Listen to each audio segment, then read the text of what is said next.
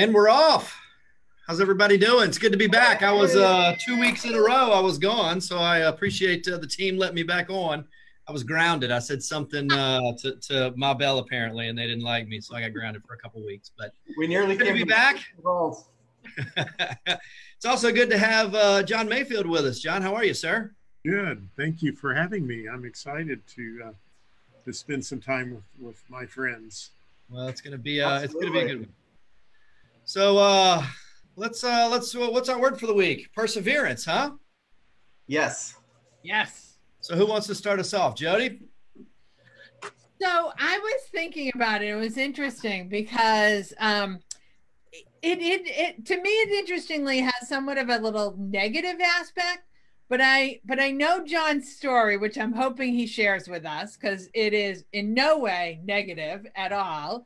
In fact, it's quite impressively inspirational. But to me, it seemed, and I guess maybe it's just because we often think of hard work and dedication and those things with somewhat of a little bit of a negative spin to it. So what I'm really hoping is that we end up sharing with our listeners today some of the really positive aspects of perseverance. Interesting. I've never looked at perseverance as a negative word. What makes you think it's negative? I'm going to blame it on my mother. Okay. All right. My mother was, I used to call her the slave driver. She was like, her motto was you have to accomplish something every day. She was an unbelievable go-getter till really, frankly, till almost the day she died, although she was a little bit sick right before she passed away. But she worked till she was nearly 80, everyone full-time work. She was really sort of doggedly persevering, dedicated, hard work. So it sometimes had a negative spin on me, I think. Okay. Interesting. Well, John, how are you, sir? Good to see you. Good. Thank you. Well, Jody, sort of person, but I remember a presentation you did in Washington, D.C. I was very impressed by your presentation a couple of years ago. Well, thanks. I was good then. I've gotten worse. I'm progressively getting worse and worse. That's why I'm hanging around this bunch. I'm lowering my standards. So it's wow. Jody sort of introduced your story. So let's talk a little bit about your story and perseverance. Okay, thank you. Well, I got my license in 1978 at the age of 18. It's funny, probably most people know that. And yes, I did turn 60 years old this past week, so I don't feel sick. Yeah, thank you. But I real estate's all I've ever known. And it's interesting that when we talk about perseverance, I mean, you have to be willing to take some defeats, I guess, when you get knocked down, and you have to get back up and keep going. And I've just always kind of had that philosophy. My dad taught me years ago to never quit. I remember trying out for the football team, and it was like, okay, about the third day when I was sore and it was sweaty in August and it was so hot and the coach was having us run laps, it's like, oh man, I want to quit. And my dad was like, you started it, you should finish it. And I think there's something that ties perseverance into that, if you can just finish it out or hang on a little bit longer, you do have some, that will happen. So I got my license years ago, and in 2006, I was just burned out. And I really was just tired. And I remember teaching a class, and we were showing a Lou Holtz video, and Lou Holtz was talking about how he had gotten the job to coach for the New York Jets, and he woke up one morning and he was miserable, and he quit. And then I heard the same story from Rick Pitino, who got got this key job to coach the Boston Celtics. And he just hated it. He said, pro basketball was just not for him. And I was just in that mode. So I sold my company and went to work for a bank. My wife and I had a pick your own blueberry blackberry farm. And in a matter of a few months, the bank I'd gone to work for had an audit. They couldn't expand into my marketplace. We had a late spring freeze and lost our crop. And I'd signed a non-compete clause, the only thing I'd ever done for 2 years. So I'm unemployed with a non-compete clause, no blueberry or blackberries, and I'm $1 million in debt. And I always use that line from Steve Martin when he says, "Hey, we're having fun now." So, anyway, but you know, that started the journey for me, I guess, when Jody, and now I get paid to tell that story, but I tell people all the time I wanted to quit, and I wanted, I had a lot of pity parties, but I knew I had to just get back up and keep moving forward. And, there's something about not quitting and persevering that has some real satisfaction at the end. Yeah. Which I guess leads me to think that, perseverance, there's opportunity if you'll just kind of keep looking through that and looking at that there is an opportunity when you get to the other side. Yeah. So that's a brief nutshell. I mean, I know that was a little longer, but I mean, I'm thankful that I went through some of those situations, and I think it's helped me to gain more strength with persevering for other things in life. Right. Interesting. Wow, that was a lot to unpack there.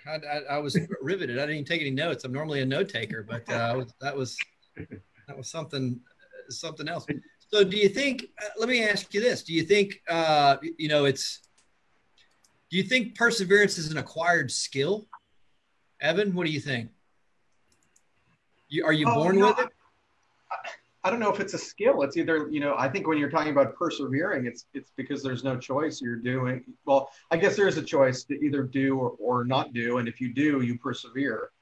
I was talking to someone recently kind of complaining about having persevered through the last downturn in the market and all that, like saying, I'm glad I have those lessons, but boy, it was so bad. And all of a sudden I was into the pity party of reliving it from those scars back then. And he said, that's the tuition that you paid to be able to tell the story now and use it in your business and share it with other people. And I thought that was a really fantastic, positive way of looking at it, So maybe the skill is, you're going to go through some junk, what are you going to do with it? Maybe that's the skill.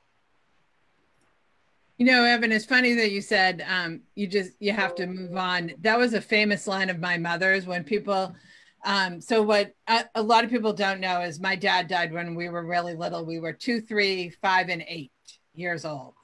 My mother was left with 4 kids, a mortgage, no insurance, nothing, to raise. And years later, people would ask her how she did that. And she would look at them oddly and go, I had to. Right. You had to persevere, so, but on the same token, I would say that, like to Brent's question, is it a skill? I think it is, Brent, because I know people now today who are literally living that pity party right now, diving into those holes. We know that we will lose a lot of our fellow realtors who won't persevere and survive.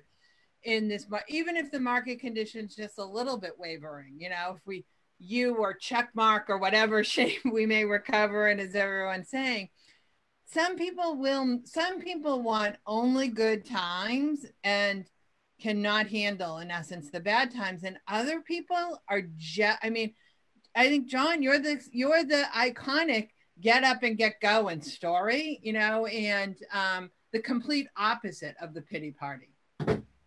Well, thank you. And, it's interesting. My mom always had a saying, all sunshine makes a desert.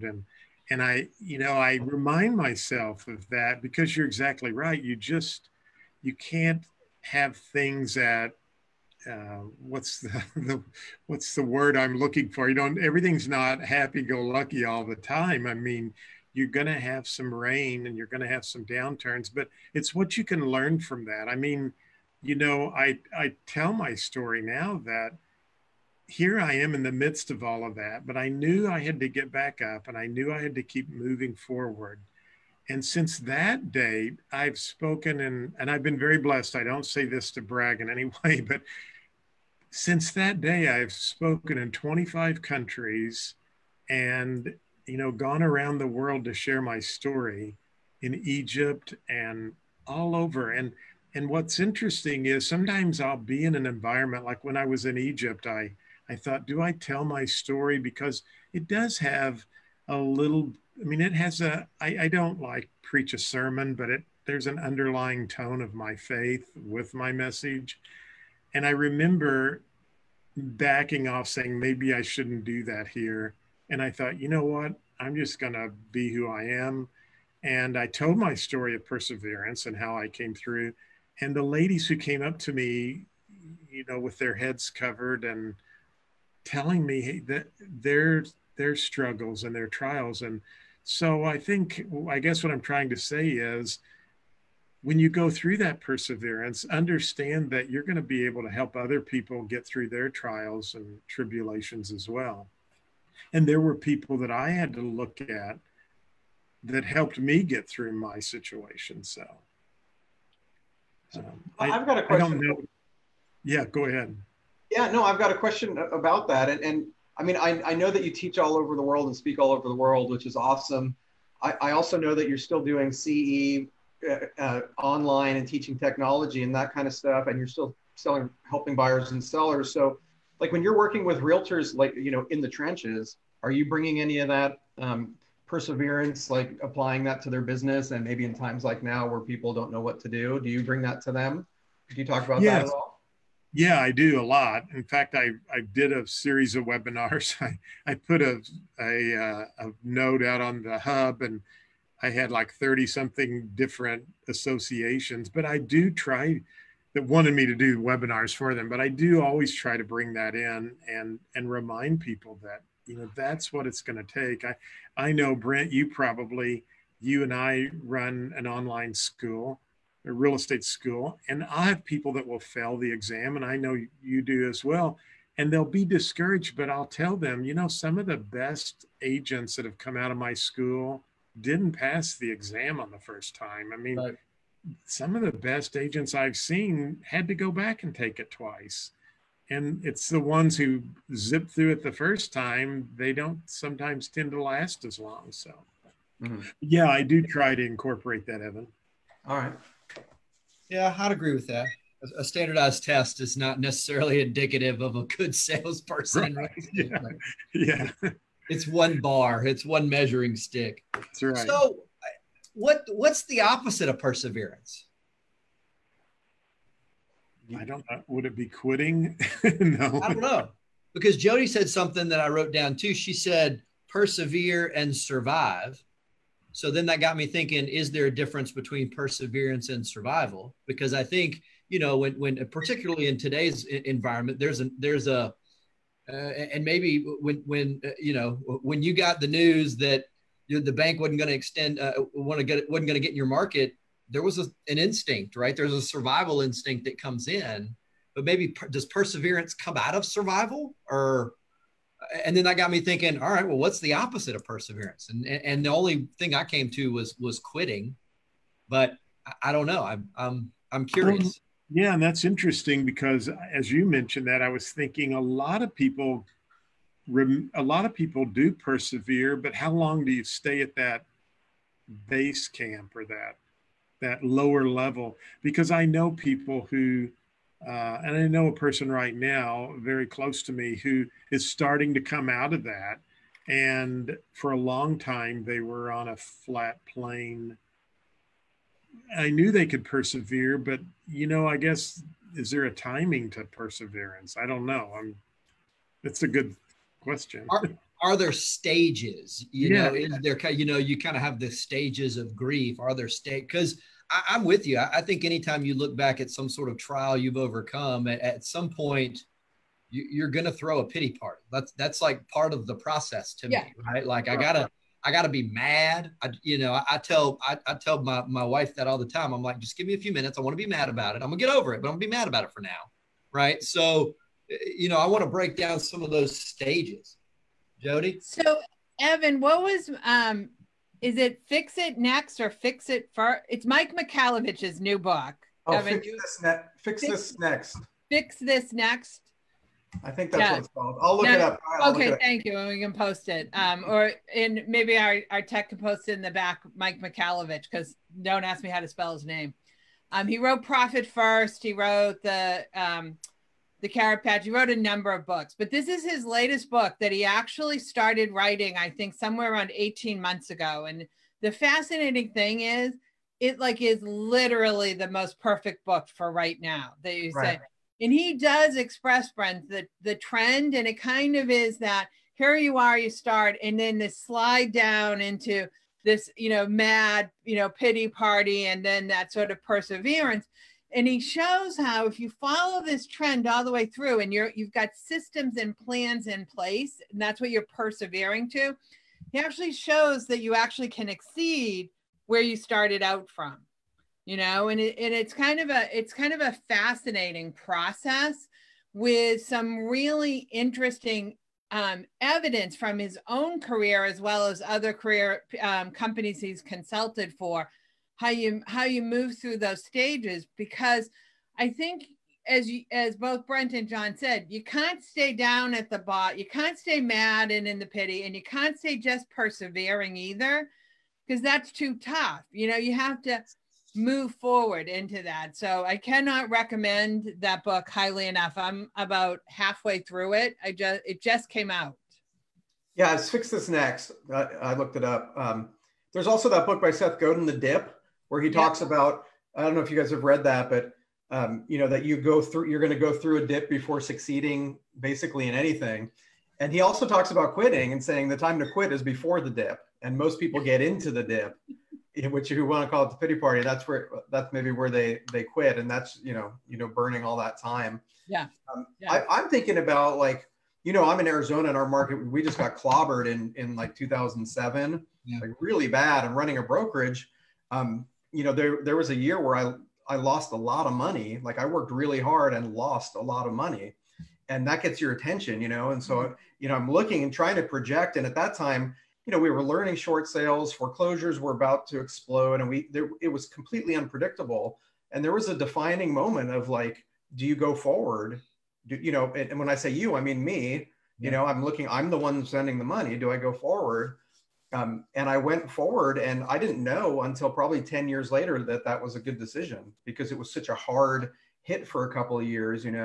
Why did you make that decision? What, when you're looking at staring down the barrel of that gun, what causes someone to sort of go, okay, I have to do this?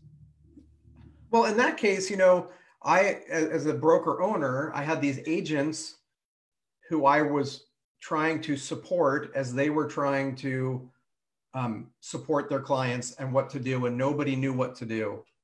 We would go out on listing appointments, and you'd have sellers who were, their arm was resetting, they were upside down on their house, and they'd be in tears asking you what they should do. And we were not equipped for that. I wasn't equipped for that. And then we had all of our agents in the same situation. And I don't know, I felt obligated to see them through it. And not in it makes it sound altruistic, but I just felt compelled, I can't just leave, but then it was a matter of, well, I hope I can get through it, financially. And I learned a lot and those things that I learned financially stuck with me since. And that's what positioned us to do so well after the fact. So I think the opposite of persevering in that case would have just been to say, you know what? No, I'm going to go do something else, a farm or whatever. And then let fate figure out where it takes you from there, Yeah, but you're built that way. John's not recommending the farming thing, though. I was just thinking the same thing. Hey, but you know what? For some people, it was a great decision. There were some people who got out of the business for a few years and then got back in. It's like timing the market, and they did great. And other people we never saw again because they went off to something else. And that brings up an interesting point too, because I don't want people who watch to think I don't want to give like an easy way out. You have to persevere, but sometimes maybe sometimes people do need to make a total different change. I guess you have to believe in something to persevere through it. But if you're trying to persevere and you're unhappy and it's not what you want to do, it's probably okay to make a change and be perseverant in the next. I guess I don't want people, I use the word quitting, or because you asked that, Brent, what's the opposite of that? And that is a good question. I don't know the answer to that. I said quitting, but I don't want people to think just because they didn't persevere at something that they're a quitter, because maybe it's okay to make a change to something else. I mean, I guess the example is I could have said, well, I'm going to persevere and be a banker, here I will, even though I was terminated, but it really wasn't what I wanted to do. So that makes sense. I don't know. Well, it makes perfect sense. I don't know that there has to be an opposite. And to be I ask a lot of questions that I have absolutely no idea what the answer is. That's his job. Yeah. But to your point, I think there's some merit to that. Quitting sounds bad, but that doesn't have to be a bad thing. It may not be quitting. It may be finding a different path, right? Right. It's so much so where you go, okay, well, I mean, I've done a lot of things in business where I go, whoop, that didn't work. That was pretty terrible. Let's try something else, Well, and I've had several people who've gone through my real estate school who would come to me later and say, I never did anything with my real estate license, but going back to school gave me the courage to go back and pursue a nursing degree or to. Oh, that's fantastic. So, yeah. My mom did that years ago. She was a dental hygienist, and she's like, I just needed to think with a different part of my brain. So she went through real estate school just to do it. She's never had a real estate license, but she's like, I needed to do something and pass a test to know that I could accomplish something else. Right. So it was a good reset for her. Yeah. Well, something else that you made me think about, John, when you said faith is, and I just mean like, let's say here you're gonna re-up with something. You say, I'm going to see it through, and you have faith that you're going to succeed. Well, then there's also the business side of it, or kind of the analytical side of it, of saying, I'm willing to commit to this. Now, what do I need to do to succeed? Not just go blindly, right? Right. So what do you think? How does that apply today? If somebody's in a rut and going, I mean, there's some markets, I've been, doing different presentations with markets around the country during this downturn too, this pause here. And there's some markets that are still so on fire, such a strong seller's market that they don't have inventory to sell still, even now. And then now the market's, coming back on top of that. So there's all kinds of ways that you can be in a rut or stuck. It doesn't have to be because the market's good or bad. If you're going to recommit, like what should they be looking at right now to say, okay, how do I make sure I can succeed in that commitment? You have any thoughts on that? I think that you always have to look for new opportunities. Like my market is a hot market right now, and we have low inventory. Everything I have except for one, well, I just got a new listing. All but 2 listings are under contract, pending, or have sold. And, but I go back to 07 and 08 when you were talking about that. I had some friends that I knew who had a lot of money, and I started approaching them because they weren't making any money in the stock market. And so here was this whole new niche market of going to investors and saying, now's the time to buy real estate because it's such a good buy. Yeah. There's always an opportunity. And I think sometimes we want to watch the news or pay attention to all this noise that's out there or what we read on social media. But we just have to remember that there's an opportunity there, and to really think about how you can make something happen. So, that's good advice. I always think of Larry Kendall from Fort Collins. He says you make your own market, meaning who you talk to, understanding what their needs are, like what their pain points are, and solving problems for them, and you just make your own market. Exactly. Yeah, I think that's good. Yeah, I think too, and we have chatted about this in other sessions before, is some of the changes we'll see in our businesses, our business models will create some changes for some of us as well. I mean, we clearly are doing business. We're still out there speaking to our audience. We're just looking at video cameras and not your actual faces and that. And I think there's a lot of opportunities that will present themselves using our technology that will advance tremendously. So everyone might not persevere as a salesperson or a broker owner, but they could still persevere in our industry in some other form or fashion that maybe we didn't even think about 6 months ago. Well, I think that's, watching that, just the free market work over the next, whatever, 90 days, 6 months. I mean, there's going to be business models and there's going to be gaps that are going to be filled by new products and services. It's going to be fascinating to watch. Even just like the redistribution of the commute and communities and workplace and how all that affects housing. There's going to be a lot of movement happening, don't you think? Oh, absolutely. I was sharing, we were talking about virtual real estate and virtual opportunities. I have a broker's license in Florida. I'm a secondary member of the Miami Association, and I've kind of wanted to be able to list property in Florida. Here I am in Southeast Missouri. But I was thinking the other day, now's the perfect time for me to be able to do more business in Florida, because how many people who own condominiums or second homes who live in another country, they probably are going to have to do virtual. I mean, there's virtual showings, there'll be virtual listing presentations. I mean, if there's ever a world where we could conduct business as real estate professionals in multiple states, if you're licensed, this is probably a whole new opportunity. And so I was thinking I've got to rebrand or retool my whole website in Florida to where people understand how my virtual listing presentation works, how my virtual presence still plays a role. And so I just, there's another way I'm always thinking outside the box, but I really think there's so much opportunity for real estate professionals today than there's ever been because of this. Well, that's great to hear.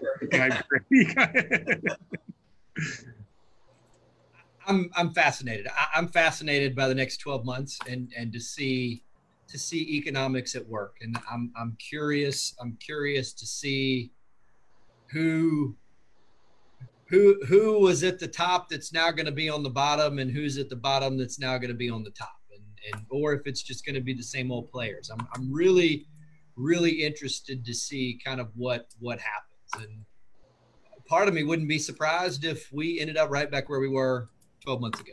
I mean, well, it's interesting you say that, Brent, because perseverance isn't just an individual attribute, it's actually a corporate attribute as well. So many of you know that I worked for a number of years for a company that was owned and operated by GMAC. They owned a number of them. And when the hard market started to hit and mortgage started to hit first and they went down, they lost all attributes of perseverance and they went running for the hills. And some people below them in the next level survived out and others didn't. But it was interesting to see those things that become conditional based on a corporate environment. It's almost like the corporation was a person unto itself as well, that was or was not going to survive. I think that's interesting, Jody, because you think of people like Gary Keller and his story and how he persevered, and thinking of Remax Dave, when he tells his story, and I was just at a meeting not too long ago, and there was a gentleman there. He was the first African-American billionaire in the United States, and he owns he's the CEO of Worldwide Technologies. And he gave such a a wonderful story, but he persevered.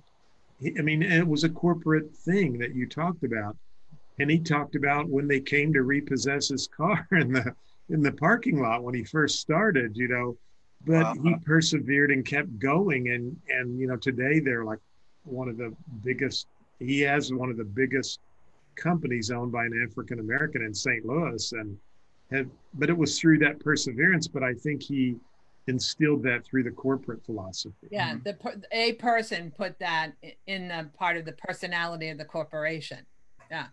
And, you know, there's going to be a lot of companies, and what Vern said, where will we be in 12 months? A lot of it really has to start at the top to help the agents understand that they have to persevere and they have to, uh, you know, go through some discomfort, but you can make it if you don't give up. Yeah. So what does that look like? Go ahead, Evan. Well, we're probably going to go to the same place with it. What I think is really interesting when you think about that is the balance between being comfortable with the old, you know, because whether you say uncertain or unprecedented or turbulent or troubling, whatever words you use to talk about the future, like if you can have some comfort of the past, that really helps sort of ground you. But I don't think you're trying to get back to where we were, because we're never going to be where we were. So I think, you know, if you're in the leadership position or leading your own business or others, you have to find that way to like be adaptable and change, but also hold on to, you know, the parts of your business that are not up for change and sort of ground you. And I mean, that's a whole other discussion, but that's something I've been thinking about a lot lately.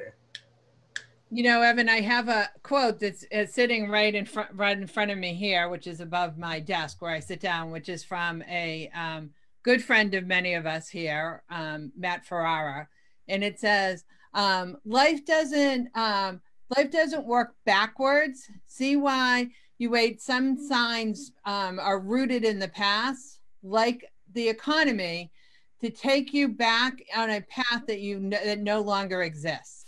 So in other words, you can't look backwards. You've got to look forward. So I liked your word rooted in that. You know, you have that past that gave you those skills, but you've got to look forward, you know, because that path doesn't exist any longer in backwards. You can't go backwards.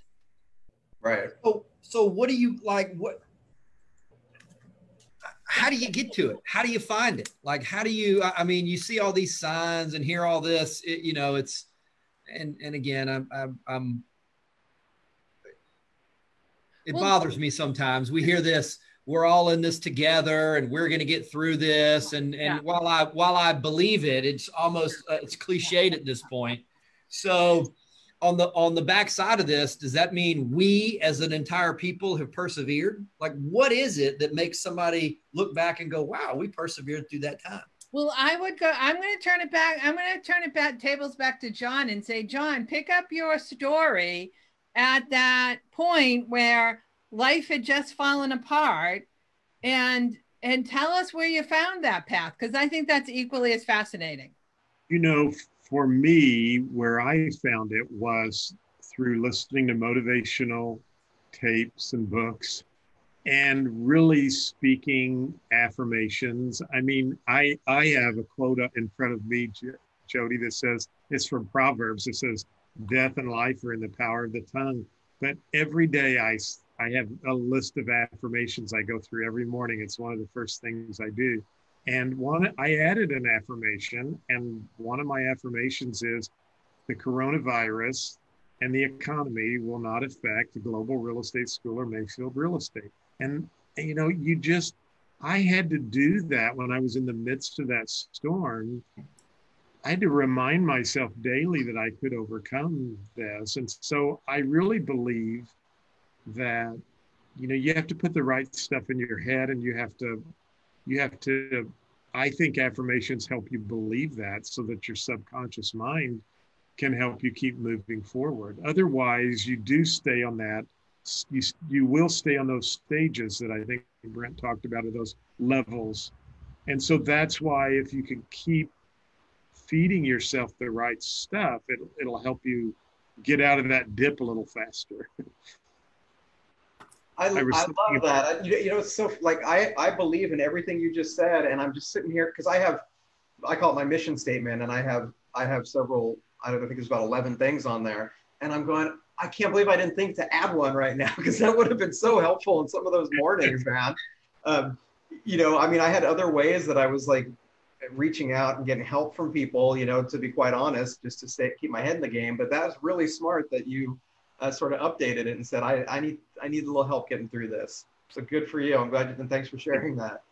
You know, in Mike Mikhailovich's book, he talks about if you're looking for gut or instinct, you may not find it. He actually uses a true story about someone wandering through the woods in Hawaii who got lost on a hike. But he said, but if you have systems and plans, like if you had a phone or a compass or someone to call when you didn't arrive home, if you had systems and plans, so having your mission statement, having those affirmations, which those are systems and plans. I think that is where your right path. I think that's what tells you, Brent, the path is in front of you. It's to your right. It's to your left. It's that's how you find it again.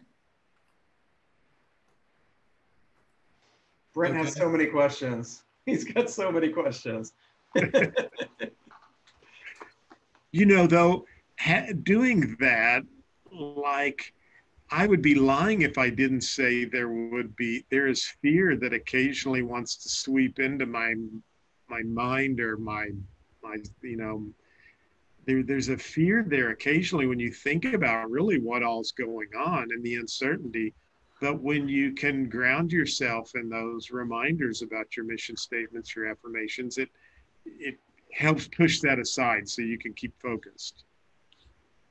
Yeah, that's a great point. It's interesting. Our brains, it's like I'm having a conversation with Evan Fuchs. Our brain is like just, it's interesting. I enjoy listening to how other people's brains operate and to see how, because for me personally, fear is what motivates me. When you go to those dark places, it's the fear that actually drives me out. So it's, I think that's interesting. So,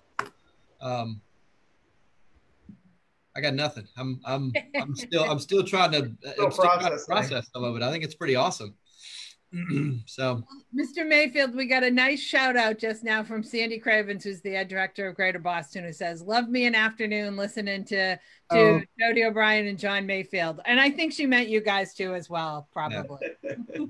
No. Tell our Sandy, if Sandy's watching, I did a webinar for her association, and the very next day I received an email, the nicest email from one of their members who said, she said, "You changed my life." She was, I guess you could say, on one of those stages, but I told my story there, and she had lost her husband and was making a change into real estate. And she said, "I needed to hear what you had to say." And I guess that's a thing that I want to get back to with perseverance is, if you can persevere, it's like you're handing a baton on to someone else when you can tell your story or if they can watch you. And so I don't know, that made my day when I read this lady's email, and we talked by Zoom because she had some questions and I tried to help her in respect. But so anyway, I hate to be in the middle of those storms when I'm there, but at the same time, there's always something good that can come out of it.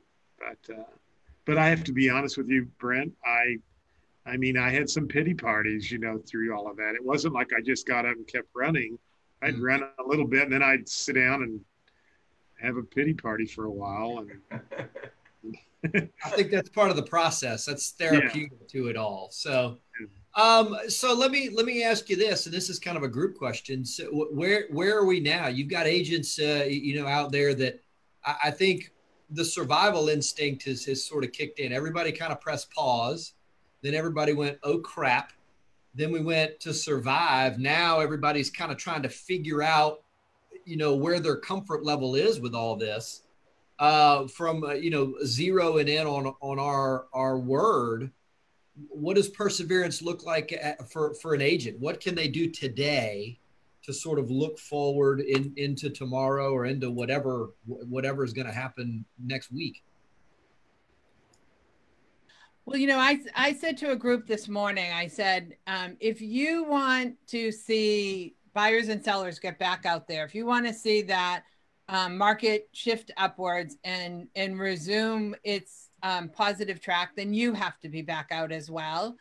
You have to figure out whether it's physically showing property, listing presentations, etc., or virtually doing it. You have to be back in business. And again, and I know that not everyone is in essence open. We're all, I believe all 50 states now are back doing some form of business. We finally put Pennsylvania in the group the other day, I believe. But we're not all in the exact same place, but we're all somewhere where we have to be doing business. We have to be out there prospecting, looking for the next seller, looking for the next buyer, doing listing consultation, showing, looking for our niche. You have to be doing real estate on a full-time or whatever your hourly time was in the past, right? And you have to somehow make everything work. And I think that's what perseverance looks like right now. Yeah. Well, my attitude, at least, talking with my agents and any agents that I work with, throughout the whole thing has been, you have to do what you think is right for you personally. From staying home to wearing masks to what you're comfortable, doing virtually. Those are your decisions to make. But on the professional side, if your decision is to stay in business, you have to find a way to do that by serving the needs of people that you care about. And in the beginning, there was a lot about, in my mind, making sure that we're not tone deaf, that we're sensitive to what everybody's going through. And it was more about just being there for them, whatever you need, checking in on you kind of thing. I've been following the market really closely every week and sharing, and my local market, and sharing that with the agents in our office. And our market took a little dip and is right back where it was in terms of demand right now. Very small dip. People are out there, but they found a way during all of this to buy and sell real estate. That's how resilient the market is. So it's really just there for you to get into at whatever chance you decide to get back in as an agent. If you got out at whatever level you want, I think the best way to do that is working, with the existing relationships that you have. Like we were looking at this week at our office meeting, there are the typical homeowner who bought their house 5 years ago has over 30% equity in their house. Wow. And there's a lot of those people who are sitting home thinking everything's over, nobody's going out. Well, some of those people might like to know that if they've been thinking of selling, there is demand there and there's equity there for a lot of them. And it's just about, being ready to tell that message when it comes up. I think that's a real easy way. I'm not picturing it as persevering, like, we'll get through it. It's just more like, hey, there's people that count on you. And this is a time to show up as a professional and be the voice of reason and expertise and do what we do, Yeah, it's interesting. I teach a CE class called Helping Consumers Understand Big Data, and it's part of RPR and some different Remind and some things. And so of course, we can teach our CE classes through Zoom, and I had a pretty big group, and I'm in small Southeast Missouri, not a large area, but 40 or 50,000. But we get on Remind, and I search for out-of-state owners in Farmington, little old Farmington, and within moments we have a list of 25 people who own properties, and so there again, like you said, picking up the agents just have to get out there and work hard. But I was explaining to them, there's a lot of these people who live in other parts of the country. They may be wanting to get rid of their excess property in Farmington.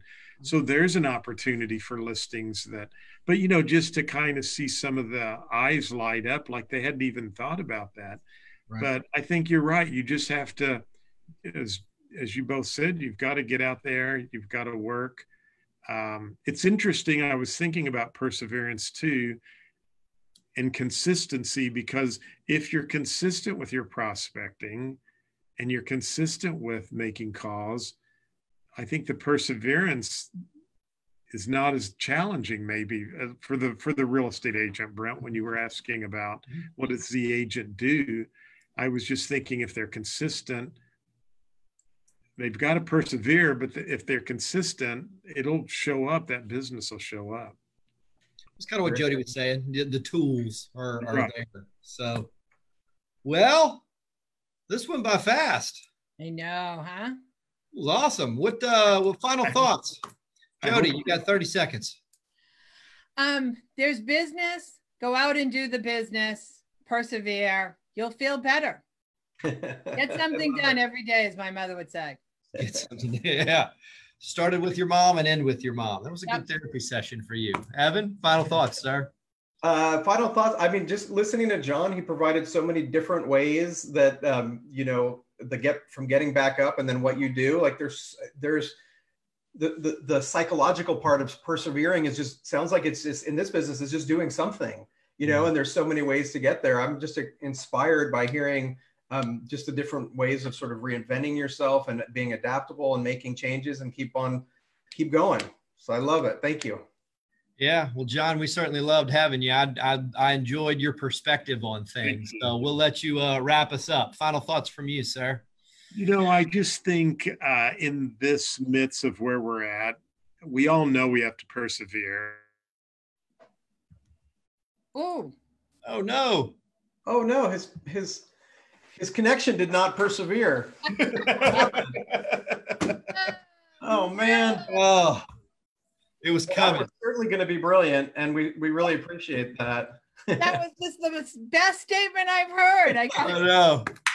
All right, team. From all of us and John, who's going to log back on as soon as we press stop. So very quickly, I was just going to wrap up to say, both of you said do something every day, and it reminded me, and I tell agents this a lot, and remind myself this, that it's like Maslow, or not Maslow's, but The Law of Motion by Sir Isaac Newton. Mm-hmm. Whatever force you put into something, you will get an equal or greater force in return. And so if you just go out and you work hard every day, stuff will happen for you. And so, the perseverance is persevere, I think, to work hard every day in doing the right things, and you'll do great and get through all of this with no problem. Hope everybody has a wonderful day, wonderful week. We'll see you next Wednesday. All right. Thanks, everyone. Bye. Thanks, everyone. Evan, you have the con. Oh, I guess I'll hit the stop button. There we go. Bye.